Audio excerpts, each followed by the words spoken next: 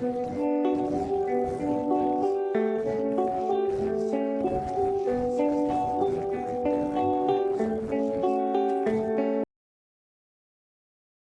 if the thing you have been chasing for years was never meant to be caught? Sit with that for a second. Not analyzed, not argued with, just felt. Because somewhere inside you, in a place words rarely reach, you already know there is a difference between wanting something and gripping it so tightly that your hands begin to shake.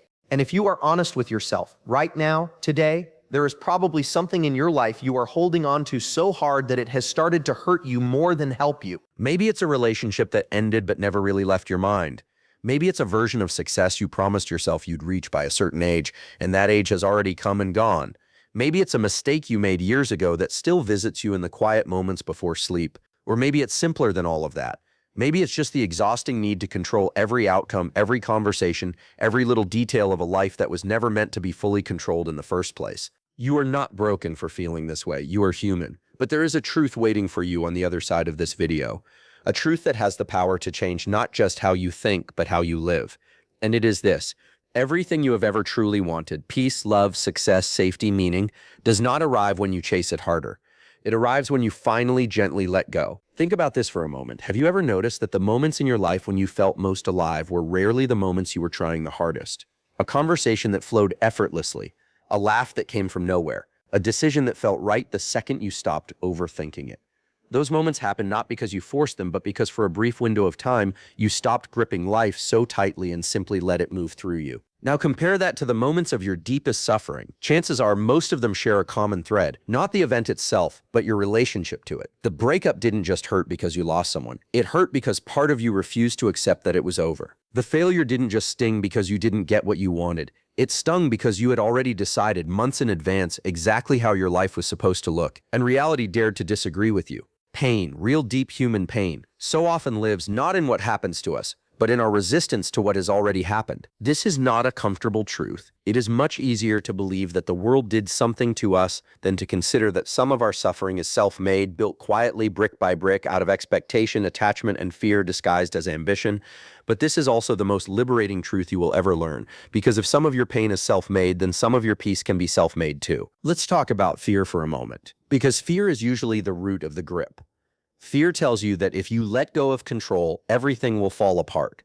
Fear whispers that you have to hold on tighter, work harder, plan further ahead, or else the ground beneath you will disappear. And so you spend your days gripping your job even when it drains you, gripping your image even when it exhausts you, gripping people even when they've already shown you they've moved on. You grip because somewhere along the way you were taught that holding on is strength and letting go is weakness. But here is something most people never realize. Holding on out of fear is not strength. It is exhaustion wearing the mask of control. True strength is far quieter than that. True strength is the ability to open your hand even when every instinct in your body screams at you to close it tighter.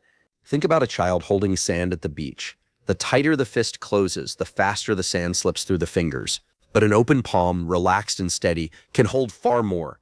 Life works the same way. The things you strangle with fear tend to slip away faster.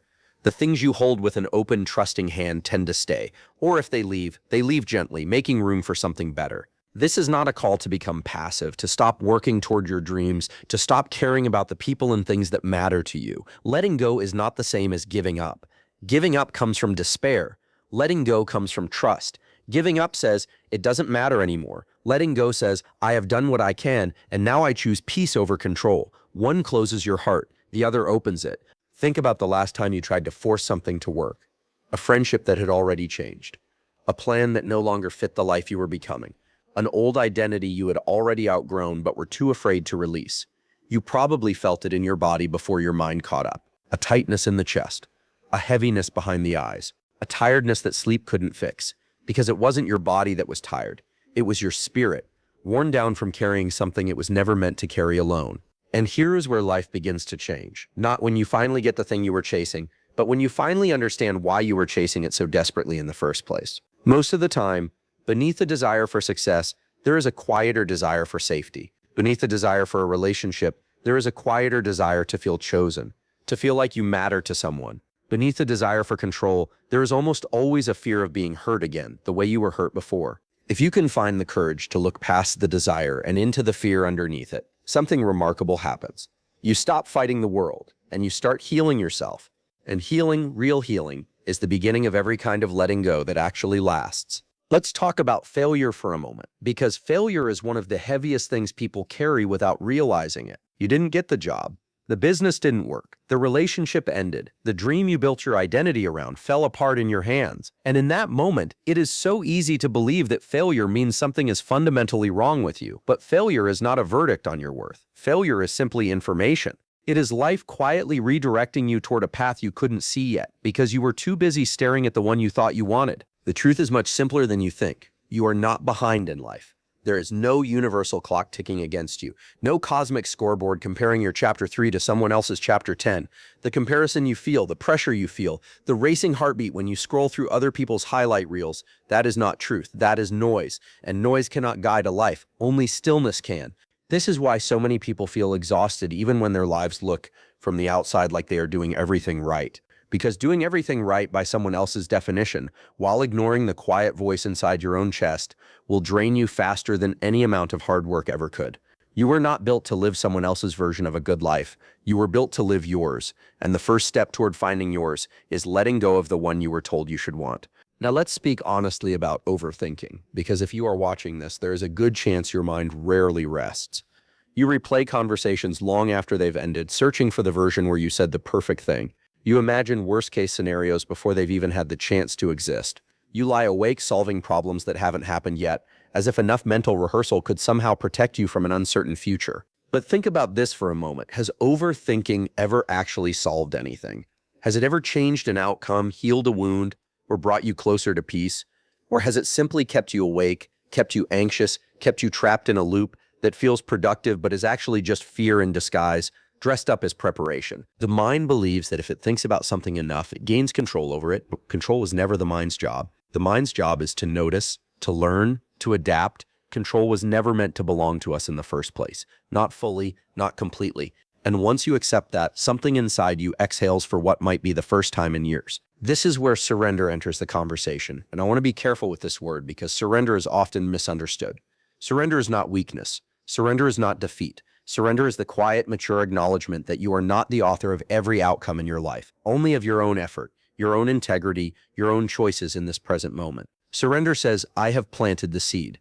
I have watered it. Now I release my grip on exactly how and when it grows. Farmers understand this instinctively. A farmer plants a seed, tends the soil, waters it with care, and then waits. He does not dig it up every day to check if it is growing. He does not scream at the sky demanding faster rain. He trusts the process because he understands that some things cannot be rushed, only nurtured. Your dreams, your healing, your growth, they are not so different from that seed. They need your effort, yes, but they also need your trust. And trust cannot exist in the same space as constant control. Think about the people in your life who seem to carry a quiet strength and unshakable calm, even in difficult seasons. Chances are they are not people who have avoided pain. They are people who have made peace with the parts of life they cannot control. They have learned, often through hardship, that gripping tighter does not create more certainty. It only creates more suffering. And in learning to release that grip, they found something far more valuable than certainty. They found peace. Peace is not the absence of struggle. Peace is the presence of trust in the middle of struggle. And trust does not require you to know how everything will turn out.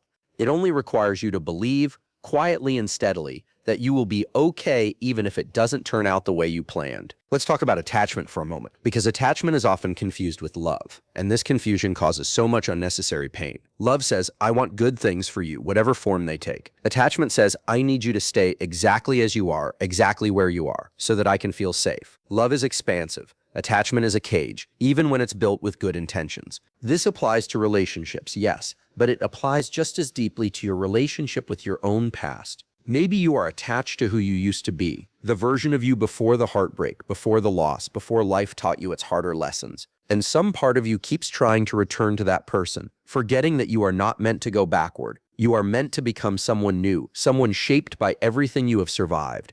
But what happened next changed everything for so many people who found themselves in this exact place the moment they stopped trying to become who they used to be, and instead allowed themselves to become who they were always growing into. That shift, small as it sounds, is one of the most powerful moments a human being can experience. It is the moment grief transforms into wisdom. It is the moment loss becomes the foundation for a stronger, softer, wiser version of you. You do not have to forget your past to let go of it. You simply have to stop asking it to be your present. Now let's talk about purpose, because so many people feel a quiet ache they cannot name, a sense that they are living but not fully alive. They wake up, they work, they scroll, they sleep, and somewhere in that repetition, a part of them feels forgotten. This ache is not a flaw. It is a signal. It is your inner self, gently knocking, asking you to stop performing a life and start living one. Most people never realize this, but purpose is rarely found by searching harder. Purpose is found by getting quiet enough to hear what has been trying to speak to you all along.